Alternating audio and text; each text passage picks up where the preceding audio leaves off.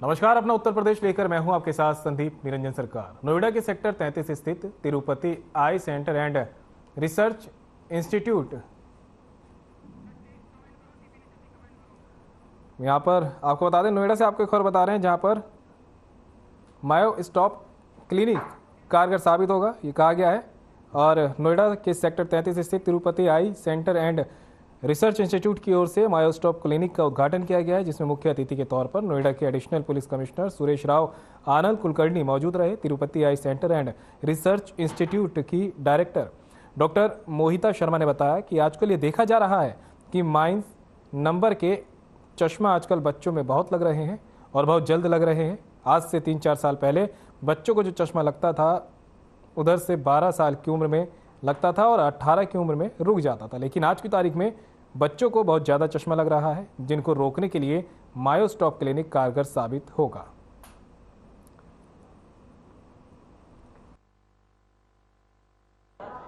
नोएडा के सेक्टर 33 में एक मायोस्टॉप क्लिनिक खुला है, जिसको लेकर उसकी जो ऑनर है मेरे साथ बातचीत करने के लिए मौजूद हैं। मैम, आप जो क्लिनिक का उद्घाटन हुआ, इसकी क्या क्या खासियत है? आजकल बहुत ज़्यादा ये देखा गया है कि बच्चों में मायोपिया यानी कि माइनस पावर का चश्मा, जो कि पहले भी बच्चों में देखा जाता था, लेकिन बहुत ज़्यादा ये बढ़ रहा है। पहले हम देखते थे कि 10 या 12 साल पे ये चश्मा आता था और धीरे धीरे बढ़ता था, 18 पे स्टेबल हो जाता था। लेकिन आज की डेट में हम ये देख रहे हैं कि 4 से 5 साल के बच्चों को चश्मे के नंबर आ रहे हैं और बहुत तेज़ी से बढ़ रहे हैं। तो इससे हार्म ये होता है आंखों में कि अगर नंबर ज़्यादा हो गया तो उससे पीछे का पर्दा जो है वो डैमेज हो जाता है, उसमें छेद बन जाते हैं, उसमें रेटिनल डिटैचमेंट नाम से एक कंडीशन होती है जिसमें सडन विजन जा सकती है। तो हमारा एम ये है कि जिन भी बच्चों को माइनस नंबर के चश्मे लगे हुए हैं उनको एक तो ये है कि बहुत तेज़ी से नंबर ना बढ़े, उसको हम कंट्रोल कर सकें, जिससे उनके पर्दे को हम बचा सकें।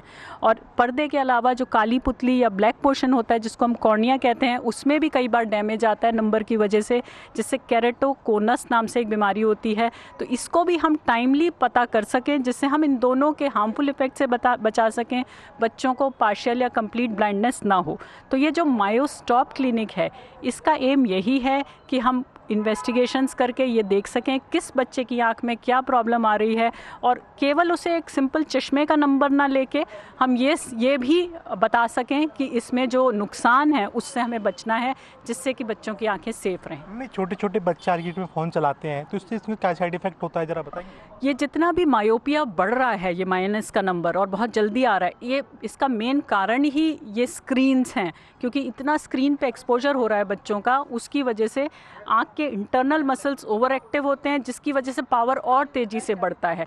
बल्कि ये चीज़ हमने कोविड एरा के बाद ही देखी है कि एकदम से इतनी तेज़ी से मायोपिया एपिडेमिक आ रहा है कि 50% बच्चों में करीब होने वाला है। ये आज की डेट में भी 30 से 35% बच्चों में ये मायोपिया है और तेज़ी से बढ़ रहा है। तो स्क्रीन्स इसका एक बहुत मेजर कारण है। जो पेरेंट्स हैं उनको आप क्या संदेश देना चाहेंगे अपनी तरफ से? पेरेंट्स को हम ये संदेश देना चाहते हैं कि स्क्रीन से एक ऐसी चीज़ है जिससे बचा नहीं जा सकता। वो तो स्क्रीन्स तो हम सभी के चारों तरफ हैं, लेकिन हम कोशिश करें कि बच्चे जो हैं स्क्रीन्स को तभी इस्तेमाल करें जहाँ ज़रूरी है। और स्क्रीन टाइम के अलावा ये ज़रूरी है याद रखना कि जितना टाइम बच्चे बाहर स्पेंड कर रहे हैं आउटडोर एक्टिविटीज़ में, जो आजकल बच्चों ने बहुत कम कर दिया है, उतना उनकी आंखें सुरक्षित रहेंगी। तो ये स्टडीज़ द्वारा देखा गया है। पेरेंट्स को ये जानना ज़रूरी है कि कम से कम 1.5 घंटा अगर बच्चा बाहर स्पेंड करता है आउटडोर एक्टिविटीज़ में, खेल कूद में, तो उसकी आंखें मायोपिया से बची रहती हैं। और इसके साथ साथ वो स्क्रीन टाइम थोड़ा कम कर दे, बस ज़रूरी चीज़ों में करे, तो फिर आंखें सुरक्षित रहेंगी। तो ये थी मेरे साथ डॉक्टर मोहिता, जिनका साफ तौर पर कहना है कि जो छोटे छोटे बच्चे होते हैं उनको स्क्रीन से दूर रखें। कैमरा पर्सन अंकित के साथ कंचन भारद्वाज, हर खबर, नोएडा। तिरुपति आई सेंटर में एक मायोस्टॉप नाम से क्लिनिक का उद्घाटन किया है। इसमें बेसिकली जो बच्चों में जो अर्ली मायोपिया जो सेट होता है उसका अर्ली डायग्नोसिस और उसको कुछ हद तक रिवर्सल और ट्रीटमेंट का एक उनका सेट प्रोटोकॉल है, जो मुझे लगता है नॉर्थ इंडिया का जैसा बताया गया है कि ये पहला इस तरह का सेंटर है। तो एक अच्छा योगदान है, अच्छी स्टेप है रिसर्च के डायरेक्शन में और सोसाइटी की सर्विस की डायरेक्शन में। Thank you.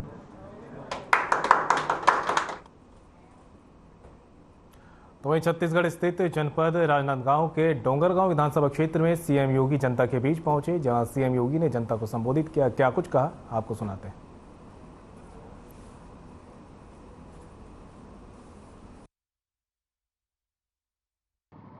कुल्सी विधानसभा क्षेत्र से भारतीय जनता पार्टी की प्रत्याशी श्रीमती गीता घासी साहू जी,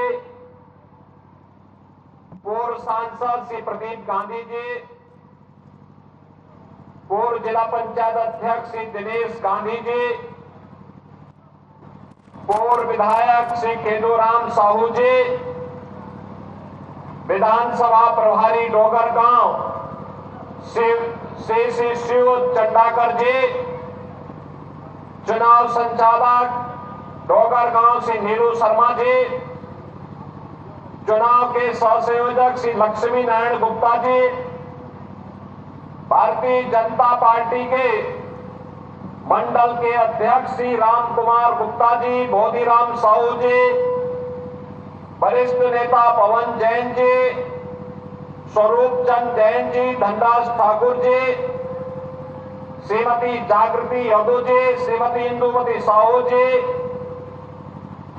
नेता प्रतिपक्ष विधानसभा अब झारखंड से यहां पर उपस्थित शहनोज बावली नेताम जी और उपस्थित भारतीय जनता पार्टी के सभी पदाधिकारी, डोंगरगांव और कुज्जी विधानसभा क्षेत्र से जुड़े हुए सभी उपस्थित भाइयों बहनों,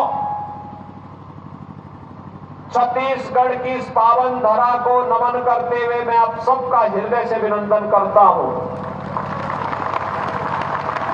भाइयों बहनों, हम उत्तर प्रदेश वासियों के लिए छत्तीसगढ़ की धरती एक ननिहाल जैसा है। याद करना, माता कौशल्या की जन्मभूमि है छत्तीसगढ़, भगवान राम की ननिहाल है। और अयोध्या में भगवान का मंदिर बन रहा है। जनवरी में प्रधानमंत्री जी के कर कमलों से श्री राम मंदिर में भगवान विराजमान होंगे और उत्सव छत्तीसगढ़ में होना चाहिए। इस विषय आपका आह्वान करने के आया।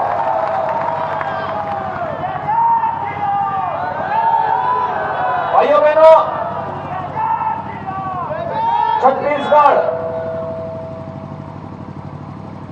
अपनी संपदा के कारण, प्राकृतिक संपदा, वन का, खनिज का, उर्वरा भूमि का, जल संसाधनों का, यह दुनिया के समृद्धतम क्षेत्रों में है। लेकिन समृद्ध भूमि कांग्रेस नेतृत्व की 5 साल की सरकार ने छत्तीसगढ़ को बदहाल कर दिया है। भाइयों बहनों, कैसे योजनाओं से वंचित करने का पाप कांग्रेस नेतृत्व की सरकार ने किया है, ये किसी से छुपा हुआ नहीं है। एक तो कांग्रेस का जो घोषणा पत्र होता है, ये झूठ का एक पुलिंदा होता है। कोई काम वह सच नहीं कर सकती। कांग्रेस स्वयं देश के लिए एक समस्या है।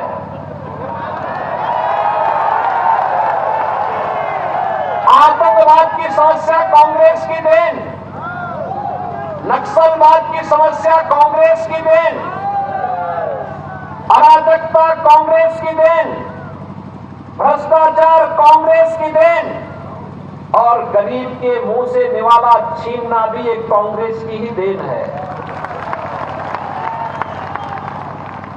कांग्रेस लगातार पूरे देश के अंदर और छत्तीसगढ़ के अंदर भी अव्यवस्था और अराजकता पैदा करने का कारण बनी है। 5 वर्ष पहले जिस विश्वास के साथ छत्तीसगढ़ वासियों ने कांग्रेस को सत्ता सौंपी थी, कांग्रेस ने उसको परिवारवाद और भ्रष्टाचार का शिकार बना दिया। आज उसी का परिणाम है कि विकास से कोसों दूर लगातार छत्तीसगढ़ जाता रहा है। भाइयों बहनों, आज यहां पर किसान को समय पर बोनस नहीं मिल पाता है। यहां पर तेंदूपत्ता के किसानों के लिए जो डॉक्टर रमन सिंह जी के नेतृत्व की भारतीय जनता पार्टी सरकार ने व्यवस्थाएं की थी, सब्सिडी और बोनस दिया था, कांग्रेस नेतृत्व की सरकार ने वो बंद कर दिया।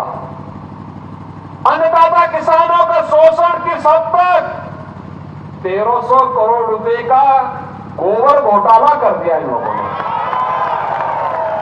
याद करिए, गोबर घोटाला एक बिहार में हुआ था, चारा घोटाला, अब छत्तीसगढ़ में हो गया गोबर घोटाला। यानी बिहार से कांग्रेस के साथ लालू जी का गठबंधन ऐसा हुआ कि वह चारा गोबर में बदल करके उन्होंने यहां के किसानों का के हिस्से का 1300 करोड़ रुपये टकर दिया है। एक नया घोटाला आ रहा है, महादेव ऐप के नाम पर 10 लाख लोगों के पैसे को हड़पने का। यानी ये एक एक कांग्रेस के भ्रष्टाचार की परत खुलती जा रही है और इनका वास्तविक रूप सामने आ रहा है। छत्तीसगढ़ स्थित जनपद कबीरधाम के पंडरिया विधानसभा क्षेत्र में सीएम योगी जनता के बीच पहुंचे, जहां सीएम योगी ने राष्ट्रवादी जनता को संबोधित किया। क्या कुछ कहा, आपको सुनाते हैं। पंडरिया विधानसभा क्षेत्र से भारतीय जनता पार्टी की लोकप्रिय प्रत्याशी श्रीमती भावना बोरा जी बिहार से यहां पर विशेष रूप से उपस्थित विधानसभा के माननीय सदस्य राणा रणधीर सिंह जी, विधानसभा के संयोजक श्री योगेश अग्रवाल जी, विधानसभा के प्रभारी दिलीप सिंह जी, श्री गोपाल साहू जी, श्री क्रांति गुप्ता जी, श्री मुकेश सिंह जी, श्रीमती सोमंत कुरे जी, श्री दिनेश चंद्रवंशी जी, रूपेश जैन जी, सुरेश दुबे जी, ओम यदु जी, भारतीय जनता पार्टी के सभी पदाधिकारीगण और पंडरिया विधानसभा क्षेत्र से उपस्थित भारतीय जनता पार्टी के इस मुहिम का हिस्सा बनने के लिए उपस्थित यहां के सभी उपस्थित भाइयों और बहनों, छत्तीसगढ़ की धरा को मैं नमन करता हूं। भाइयों बहनों, उत्तर प्रदेश के हम सभी नागरिकों के लिए छत्तीसगढ़ की धरती ननिहाल जैसी है। आप सब जानते हैं, मर्यादा पुरुषोत्तम भगवान श्री राम की मां माता कौशल्या इसी छत्तीसगढ़ से थी।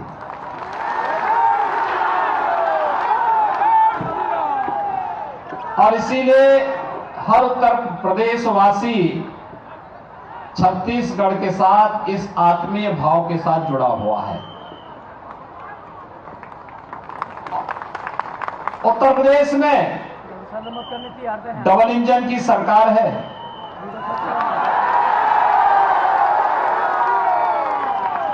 और डबल इंजन सरकार का लाभ क्या होता है? 500 वर्षों की जो समस्या थी अयोध्या की, ये समस्या कांग्रेस की थी। कांग्रेस चाहती नहीं थी समाधान हो, लेकिन जैसे डबल इंजन की सरकार आई, 500 वर्षों की समस्या का समाधान हुआ और अयोध्या में भगवान राम के भव्य मंदिर के निर्माण का कार्य प्रधानमंत्री जी के कर कमलों से प्रारंभ हो गया। भाइयों बहनों, अब हम लोग केवल मंदिर का निर्माण ही नहीं कर रहे हैं, अब तो तारीख भी बता दी है कि कब रामलला अपने मंदिर में विराजमान होने जा रहे हैं। और उत्तर प्रदेश और भारत के सभी नागरिकों के साथ साथ उससे ज्यादा खुशी तो ननिहाल के लोगों को होनी चाहिए। और इसीलिए राम राज्य की जिस आधारशिला को 2014 में प्रधानमंत्री मोदी जी ने देश के अंदर विकास, सुरक्षा और सुशासन के माध्यम से स्थापित किया, उसका सहभागी छत्तीसगढ़ भी बने, इसके लिए डबल इंजन की सरकार छत्तीसगढ़ में भी आवश्यक है। भाइयों बहनों, फर्क साफ है। एक और मोदी जी के नेतृत्व की विकास, सुशासन और सुरक्षा वाली सरकार, बिना भेदभाव के, जाति, मत, मजहब, क्षेत्र, भाषा देखे बगैर शासन की योजनाओं का लाभ पूरे देश को समान रूप से दे रही है। विकास सबका, लेकिन तुष्टीकरण किसी का नहीं। मकान सबको, शौचालय सबको, स्वास्थ्य की सुविधा सबको, राशन सबको, लेकिन सुरक्षा में सेंध लगाने वालों के साथ कठोरता पूर्वक निपटने की तैयारी भी। लेकिन भाइयों बहनों, भ्रष्टाचारियों के खिलाफ जितनी सख्त केंद्र की सरकार है, भ्रष्टाचारियों के प्रति उतनी ही सख्त छत्तीसगढ़ की सरकार है। 5 वर्ष में भूपेश बघेल जी के नेतृत्व में कांग्रेस सरकार ने विकास तो नहीं कराया, नौजवानों को नौकरी तो नहीं दी, यहां की बहन बेटियों की सुरक्षा की पुख्ता व्यवस्था तो नहीं किया, व्यापारियों को और किसानों को पीड़न भी किया, राम भक्तों को लाठीचार्ज भी करते रहे। लेकिन भाइयों बहनों, भ्रष्टाचार की एक एक कड़ी को जोड़ करके आज उन्होंने फिर भी कांग्रेस की अपनी परंपरा और संस्कारों के अनुरूप एक भ्रष्टाचार की नई माला तैयार कर दी। यहां शराब घोटाला होता है, यहां कोयला घोटाला होता है, यहां खनन में घोटाला होता है, और घोटाले केवल यहीं पे नहीं, युवाओं की भर्ती में भी घोटाला हो जाता है।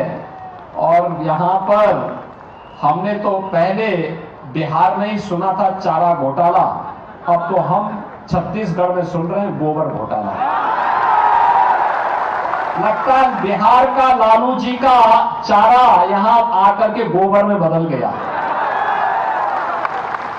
अरे कांग्रेसियों के दिमाग में गोबर इतना भर गया कि उन्होंने गोबर का ही घोटाला कर डाला छत्तीसगढ़ में। यानी गोबर है नहीं, लेकिन गोबर खरीद करके, और जब जांच शुरू हुई तो उसमें मिट्टी के पैकेट भर भर करके भेज दिए गए। ये है कांग्रेस की वास्तविकता। छत्तीसगढ़ स्थित जनपद उत्तर बस्तर कांकेर के भानुप्रतापपुर विधानसभा क्षेत्र में जनसभा का आयोजन किया गया, जिसमें यूपी के मुख्यमंत्री योगी आदित्यनाथ भी शामिल हुए हैं। इस दौरान सीएम योगी आदित्यनाथ ने जनसभा को संबोधित किया। क्या कुछ कहा, आपको सुनाते हैं। भगवान श्री राम का भव्य मंदिर निर्माण का कार्य पूरा होने जा रहा है।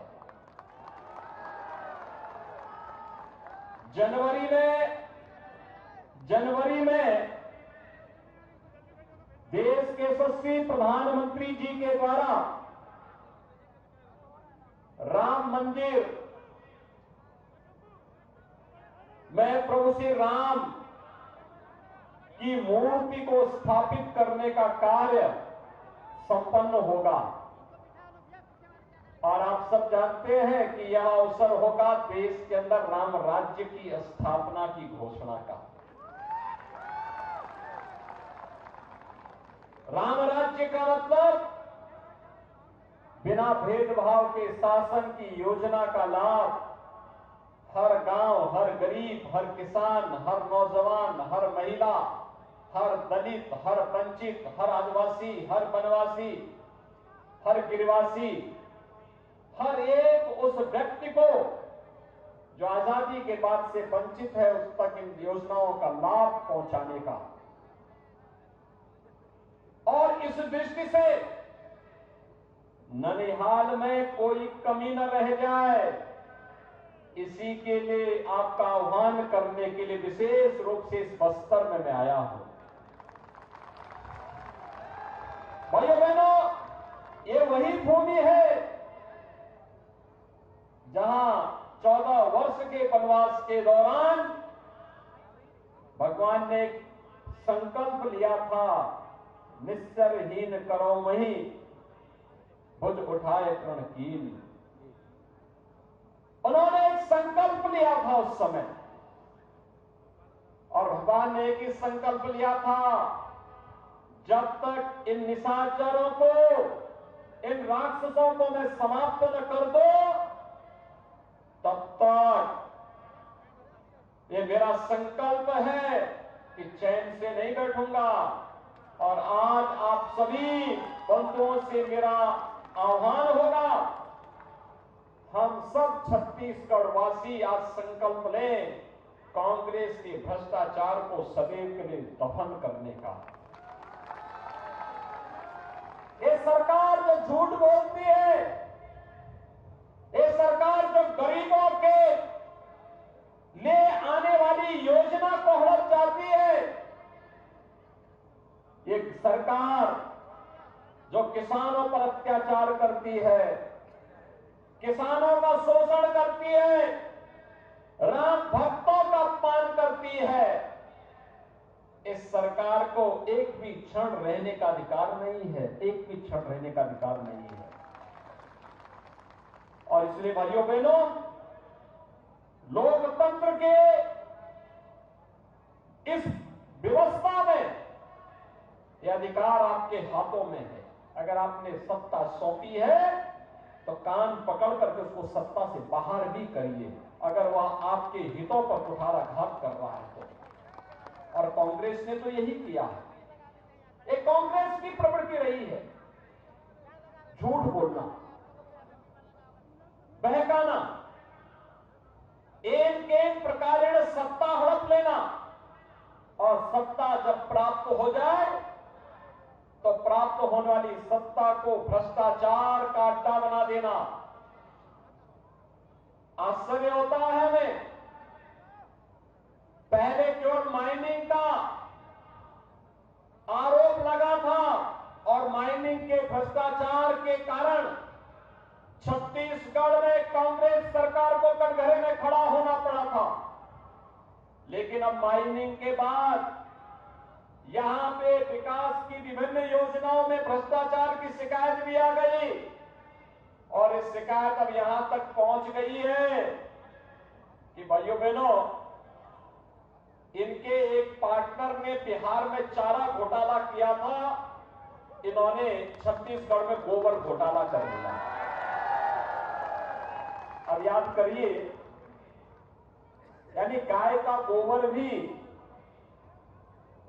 10 रुपए किलो के हिसाब से 1300 करोड़ रुपए हड़प ले, और 1300 करोड़ रुपए हड़प ले। पता लगा गाय का गोबर कहां से खरीदे थे, जहां गाय थी ही नहीं, और गोबर के बदले मिट्टी भर करके भेज दिया गया।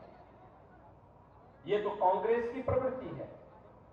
और भाइयों बहनों, आज इसीलिए हम कहने के लिए आए हैं, यह सरकार धोखा कर रही है यहां के नागरिकों के साथ, यहां के वनवासियों के साथ, यहां के आदिवासियों के साथ, यहां के बंधुओं के साथ, यहां के अनुसूचित जाति, जनजाति और पिछड़ी जाति के लोगों के साथ, यहां के किसानों के साथ, यहां के युवाओं के साथ।